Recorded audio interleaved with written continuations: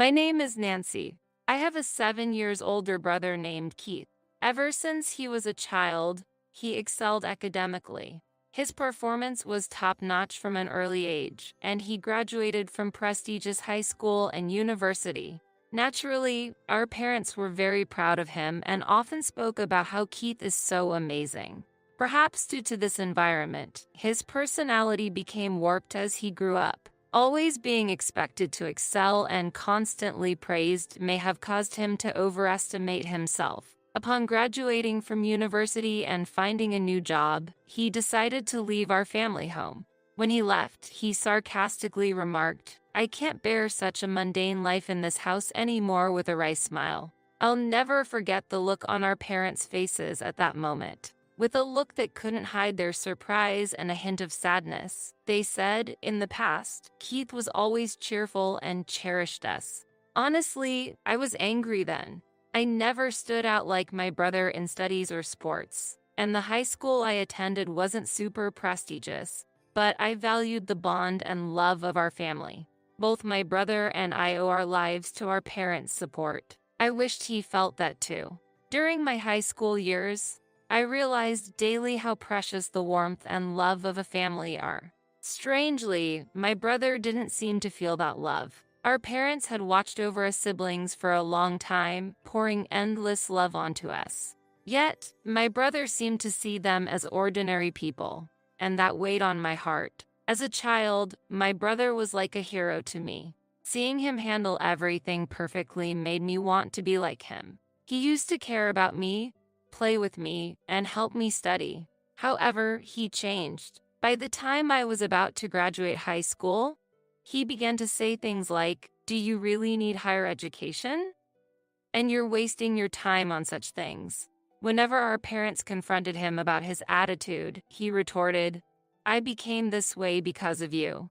I cried then, but my parents hugged me and said, "Nancy, you've grown into a truly kind-hearted person."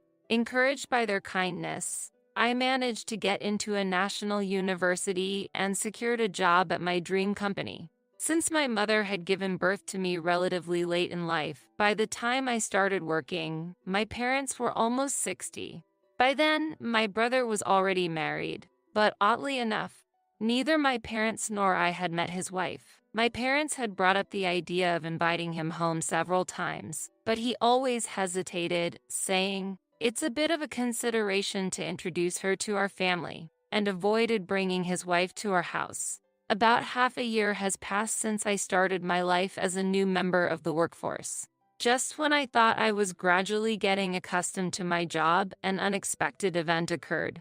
During work hours, when I usually wouldn't receive personal calls, my cell phone displayed an incoming call from my mother. Normally, my mother knows I'm at work, so she wouldn't call.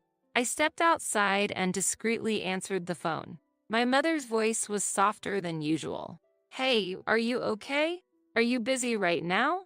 "No, I'm okay." "What happened?" "The thing is, your father suddenly fell ill." I felt a weight on my chest at those words.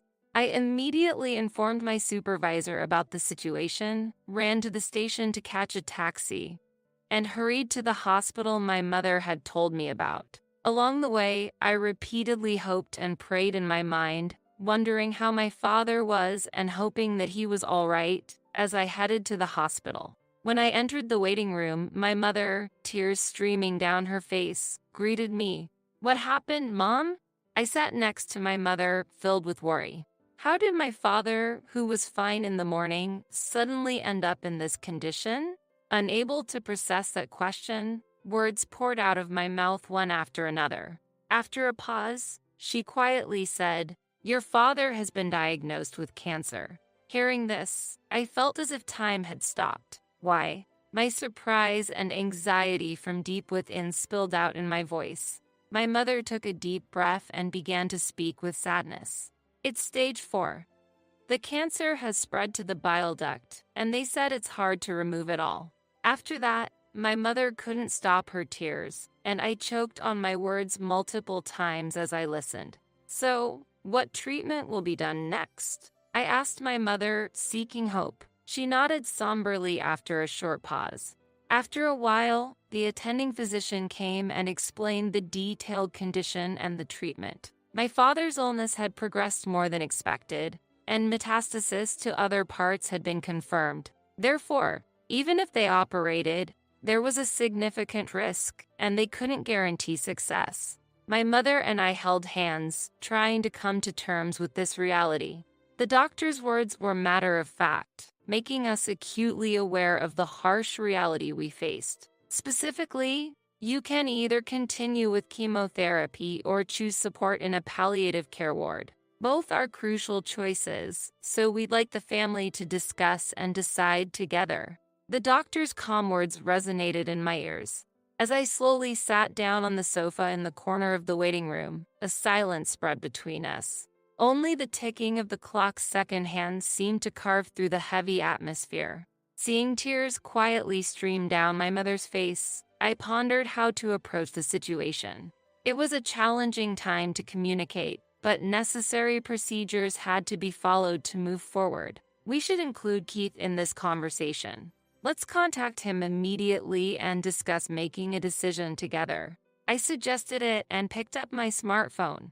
With a wry smile, my mother confided, "Actually, I've already informed Keith, but he hasn't responded." At that moment, recalling past events and my brother's nature, I had a certain premonition. When he sought help, he'd get extremely upset if he didn't respond quickly. Yet, he tended to run away from situations requiring tough decisions.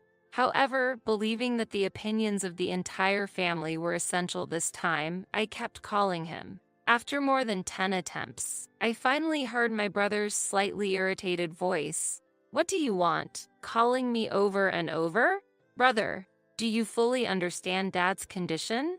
Mom should have informed you in detail. Why haven't you come to the hospital?" My voice was imbued with both urgency and anxiety. After a brief pause, he sighed in seeming annoyance. "Of course I know, but unlike you, I'm swamped with work. Dad's still alive, isn't he? I don't think there's any need to be overly concerned." His words lacked any shred of understanding or empathy, deeply shaking me. "This isn't a joke. We don't know what could happen to Dad at any moment. Have you forgotten how much he's worked for our family? We are here today because of his support." I felt tears threatening to spill. However, without showing any emotion, my brother curtly said, "Now's not the time to be fussing over this. There's no point in discussing further." I'm hanging up and promptly ended the call. Stunned by the exchange, I was at a loss. I couldn't hide my astonishment at my brother's indifference. I knew he lacked a sense of family bond and gratitude, but I never thought he'd grown into such a detached person. When I returned to my mother, a look of concern was evident on her face. "What happened?" she inquired.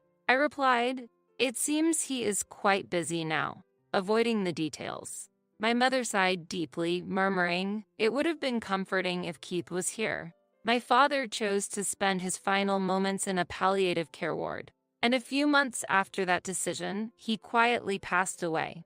I informed my brother of this somber news over the phone and conveyed the details of the wake and funeral. However, his response was cold, stating, "I'm busy with work, so I can't attend. Please proceed without me." True to his word, he didn't appear at our father's wake or funeral.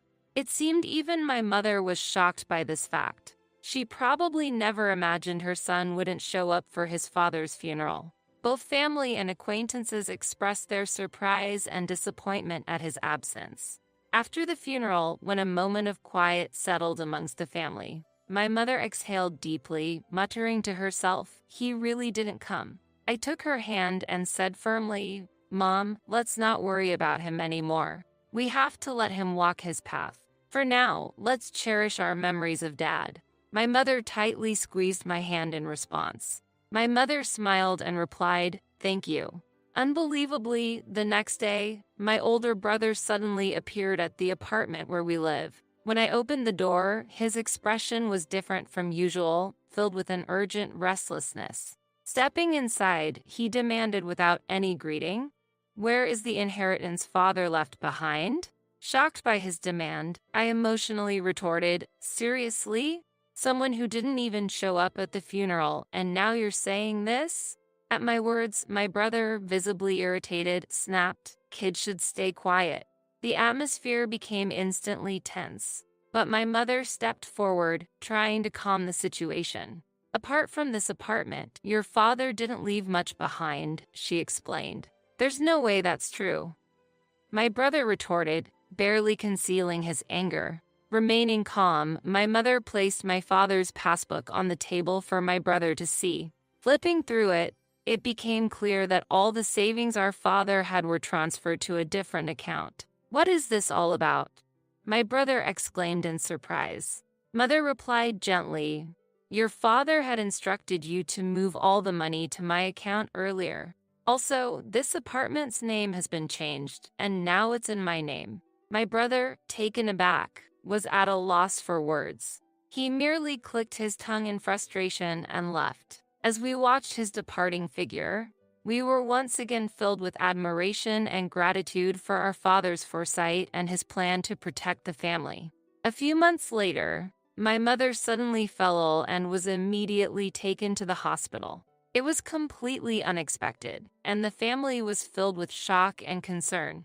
The diagnosis revealed that she had pneumonia, and it was in a more advanced stage than we thought. I remembered her coughing slightly recently. When she had seen a doctor at a small clinic before, she had been diagnosed with a minor cold. We felt relieved at that diagnosis and didn't worry further. However, detailed examinations at a major hospital revealed her condition was much more severe than we thought, and she had only about 3 months to live. Hearing this, I was at a loss for words.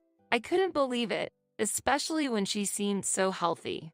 As expected, or perhaps tragically, just a few days after the 3-month mark, my mother quietly passed away. The space without her was filled with an indescribable stillness and sorrow.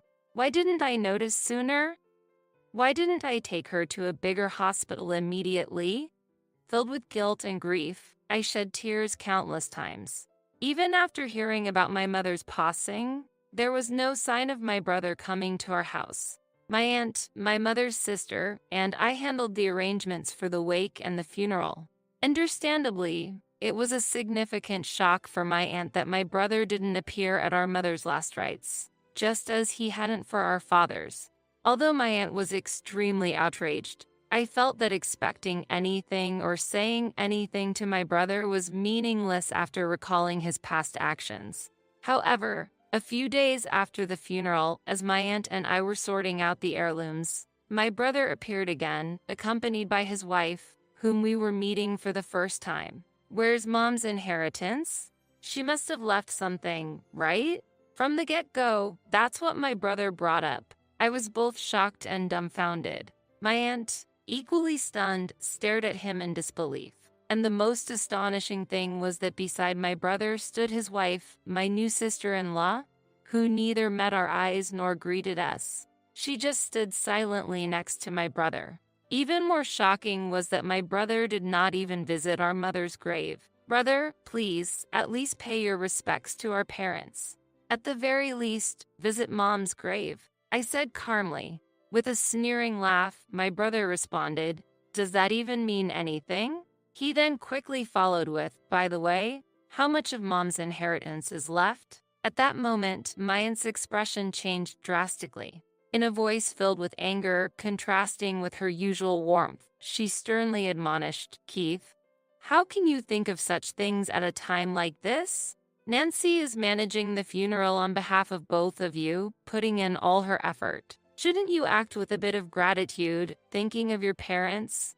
However, my brother completely ignored our aunt's anger, responding dismissively, "Auntie, it's none of your business. Don't interfere." Suddenly, with the demands made by my brother and sister-in-law, the atmosphere in the room became cold and tense. From behind my brother, my smiling sister-in-law said, "Of course. I remember your name, Nancy. Do you plan to keep all of your mother's inheritance for yourself?" "Sorry, but we can't allow that.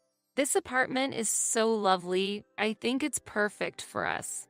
I never imagined that my brother and his wife would say such things. "Why should I have to leave for the sake of both of you?" I asked, my voice quivering. While twirling her finger, my sister-in-law continued, "This apartment has just been renovated, and its location is amazing. It's close to the station and there are plenty of shops. So, we'll be living here." I was at the peak of my anger. "Big brother, all you care about is the inheritance. What are you thinking?" I couldn't hold back and raised my voice. Turning away, my brother let out a heavy sigh. "Such vulgar behavior. Do you think raising your voice solves everything? We'll be back here in 3 days. Have everything ready to move out by then." With those words, their intentions became crystal clear. A mix of my anger and sadness bubbled up, and I couldn't stop my tears from flowing. But this wasn't just a one-time event. I had to think about what to do next. Determined, I wiped my tears.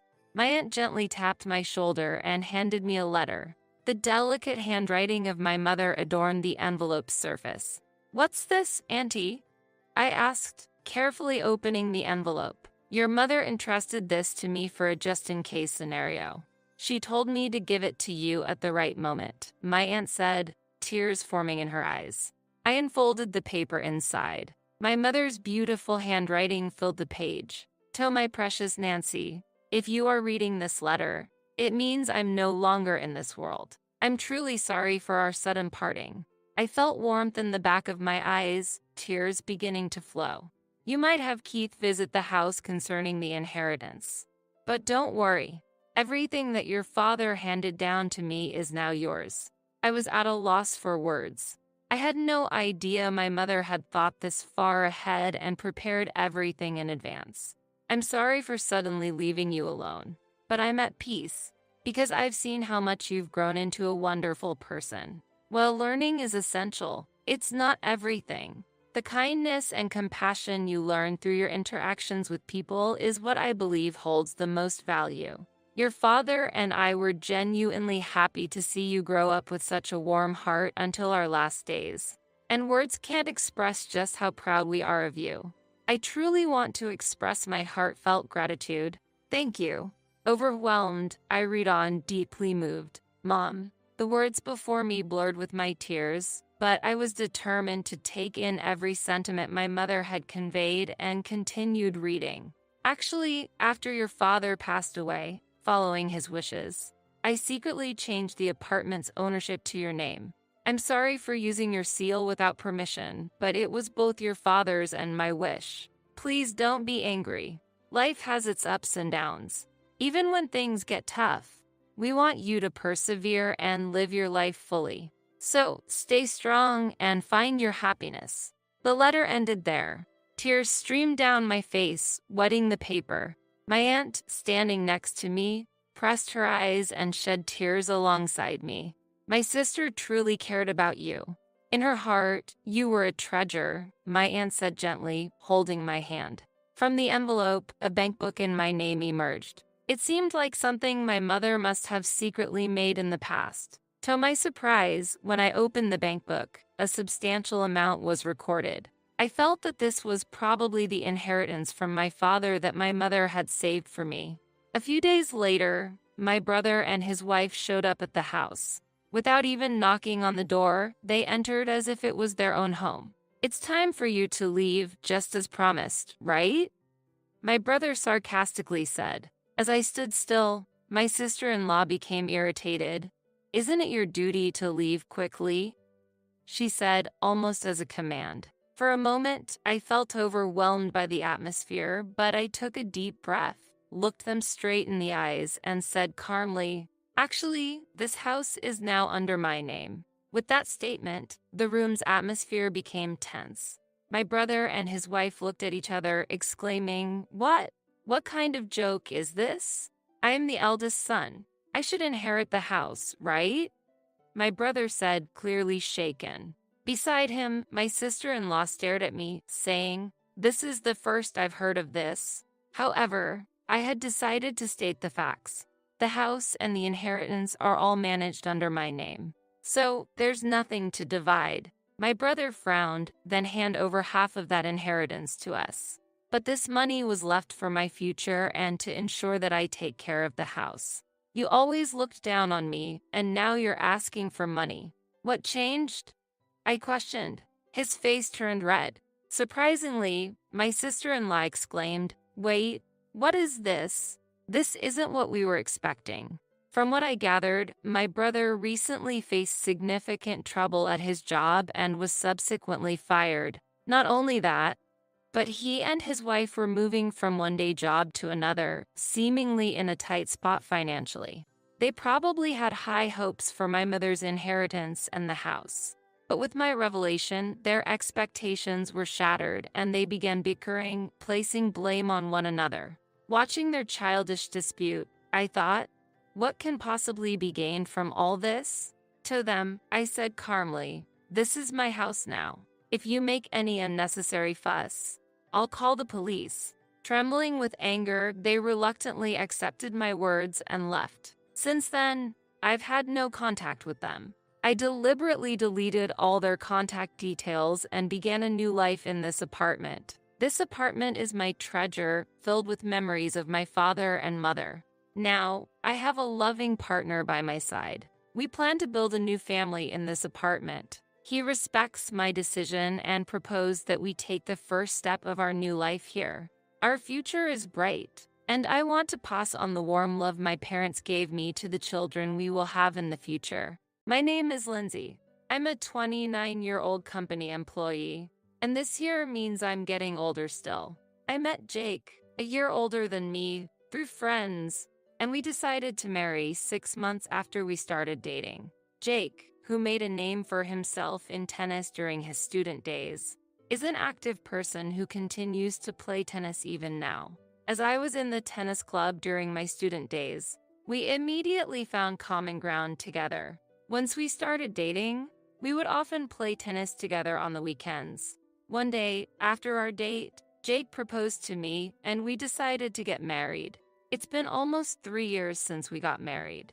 We don't have children, but we bought an apartment after getting married and have been living together ever since. Both of us work, and while we aren't struggling financially, we can't say that we're wealthy either. We're living a happy life. However, something happened between us that shattered my peaceful days. One day, Jake suddenly asked me to come to his parents' house. Surprised, I hurried there to find Jake, his parents, and an unknown woman waiting for me. As I struggled to understand the situation, Jake suddenly knelt down and said, "Lindsay, I'm truly sorry. The truth is, I've been involved with this woman here, Olivia. Last week, we found out that Olivia is pregnant. I feel responsible for her and the baby. So I think it's better that we separate. I'm sorry, but I want a divorce." Jake shocked me with this revelation. Exposed to his infidelity, the pregnancy, and faced with his demands for divorce, I was stunned. That was when my mother-in-law spoke to me. "Lindsay, please forgive Jake. Yes, he cheated, but the problem lies with you too. You and Jake weren't really a good match from the beginning. So, I'm sorry, but please forget about him." And my father-in-law added, "Olivia's father is an executive at a major company. A man in a totally different position from someone like your poor father. I think you know who's more suitable for our son." I couldn't believe it. Jake's father belittled not only me, but also my father too. Normally, parents would put the blame on their son for cheating, but Jake's parents didn't seem to think that way. Instead, they seemed to think it was natural for us to divorce, and that their son had done nothing wrong. I took the divorce papers and said, "I understand what you all want to say. Being with people who have such warped thoughts might affect me too. I'm shocked at how you make it seem like I'm the villain despite Jake's infidelity. Don't worry, I'll file these divorce papers myself. I'll leave the rest to a lawyer." And with that, I quickly left the scene. As I left, my father-in-law mockingly said, "A poor person hiring a lawyer? What a waste of time and money, when she doesn't even have any. She shouldn't bite off more than she can chew." Ha ha ha. Ignoring him, I left his parents' house and immediately went to City Hall to file the divorce papers. At least I was able to end my marriage with Jake. The next day, surprisingly, Jake and Olivia came to my apartment. Seeing me, Jake said, "Oh, you're still here? You haven't even packed your things. You're taking your time, aren't you? Hearing this, Olivia also looked at me curiously. I was furious at Jake's words. What are you talking about? You're the one who should be taking it slow. This is my house, so you should be the one to leave. The movers are coming soon to take all your belongings to your parents' house. If there's anything you don't want them to touch, you should take it now, I retorted. Hearing this, Jake suddenly panicked. What? This is my house. The ownership should be in my name, he exclaimed. I was dumbfounded. After all, this apartment was bought in my name. I had already told Jake about this and about my family's background before we got married. But it seems that Jake is the type to conveniently forget things that don't suit him. Perhaps this carefree nature is why he was easily swayed by Olivia. I showed the deed to the apartment and my name was clearly written on it. Jake's face quickly changed upon seeing it. Meanwhile, Olivia's face began to cloud over with anger. Jake, what is this all about? This is completely different from what you told me before. Were you deceiving me? Olivia began to confront him. This is strange. What's happening? Jake responded in confusion. That's not an answer. Explain yourself. Olivia pressed on. First, this is my house, so please take your argument outside. And just so you know, Jake has various debts. So if you're planning to marry him, be prepared for that burden. I calmly stated the facts to Olivia. Hearing this, Olivia seemed about to say something, but I didn't care and kicked both of them out of the room, slamming the door behind them. After a while, I could hear them arguing outside the door, but it eventually quieted down. About an hour later, the movers finally arrived and took all of Jake's belongings to his parents' house. The room was now clean, and I was relaxing in the newly organized space. But it was short-lived. Suddenly, the intercom rang repeatedly. I cautiously opened the door with the chain lock still on, and my mother-in-law was standing there. Hello, is there something you need? Lindsay, why did you keep such an important thing a secret? What are you talking about? I can't believe it, but Jake just told me that this apartment is in your name and that your parents are the owners of that famous restaurant chain. It seemed Jake finally remembered my family's circumstances. What about it? If I had known, I would never have let this divorce happen. A daughter from such a wealthy family. We would love to have you back in our family. Lindsay, please, reconsider and start over with Jake. I was shocked and at a loss for words at her outrageous request. I couldn't possibly agree to what she was asking. You really have a terrible way of thinking about things. Am I not a human being? Are you only interested in money? I'm sorry, but I don't want anything more to do with you. There's nothing more to talk about, so please leave, I said and attempted to close the door. But my mother-in-law, infuriated by my attitude, raised her voice in anger. Don't be so arrogant. I'm giving you my permission to reconcile your differences. Fix things with him right now. I won't leave this spot until you agree to get back together. Open this door immediately. She said this, pounding on the door repeatedly. I decided that I couldn't handle this alone and called the police. They came and took my mother-in-law away. Even as the officers were taking her, she was shouting something loudly, but I no longer cared to listen to her words. There was a reason why my in-laws were unaware of my family's business background. My father, coming from a poor background since childhood, continued to live modestly, even after becoming a company president. He never considered buying branded clothes. He always took great care of his belongings and used them for a long time. Hence, at our wedding, he wore a suit he had bought decades ago. Seeing this, my in-laws assumed that my father was not financially well off and misunderstood his restaurant chain as a small, privately owned business. As a result, they never delved deeper into my father's business. Time went by without them understanding the true circumstances of my family. Days after managing to send my mother-in-law home, Jake tried to persuade me to reconcile our differences. His persistence was incredibly exhausting. It was surprising how insistent he was, despite the fact that he was the one who proposed the divorce. He seems to have a talent for quickly forgetting inconvenient truths. I opened the door, keeping the chain lock on, and Jake, upon seeing me, began to speak with teary eyes. "Lindsay, please, let's give it another try. Everything is my fault. I'm truly sorry. I still love you. Let's be together again." He then explained a sudden turn of events. Olivia had apparently approached Jake aiming to get his house, pretending to be pregnant to sway him. However, once she learned about Jake's considerable debts, she gave up and fled, and now Jake was coming to me to seek reconciliation. Huh? What are you saying? I don't know anything about that. How can you say that? After you cheated and brought up divorce, now that she's left you, you want to get back together? There's no limit to your audacity. I have no intention of getting back together with you.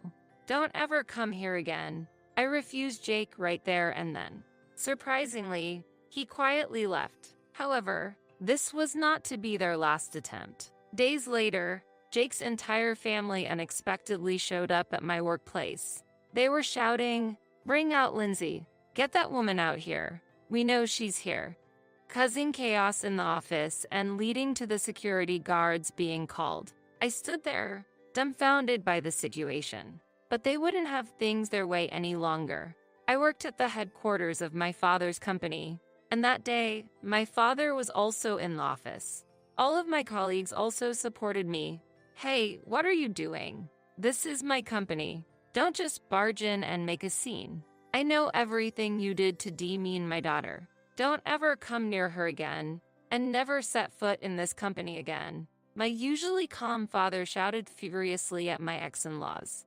Everyone, including the employees and Jake's family, must have been surprised at the anger of my father, who usually only shows his gentle and calm side. Sorry, we're really sorry." Jake's family desperately apologized. My father's stern words had immediately quieted them down.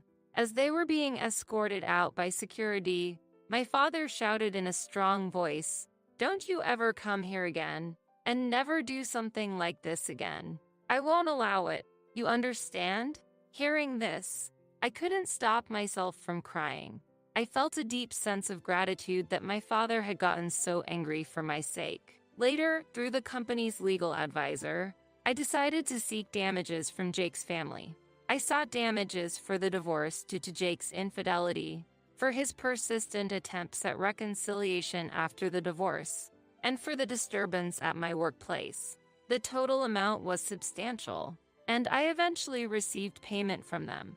I also made them sign a written agreement promising never to come before me again. Jake's family's state of affairs rapidly declined thereafter. Chased by the money owed to me and Jake's existing debts, they ended up selling their home and moving far away. In town, the story spread that Jake had committed adultery, divorced his wife, and after being abandoned by his mistress, attempted to reconcile.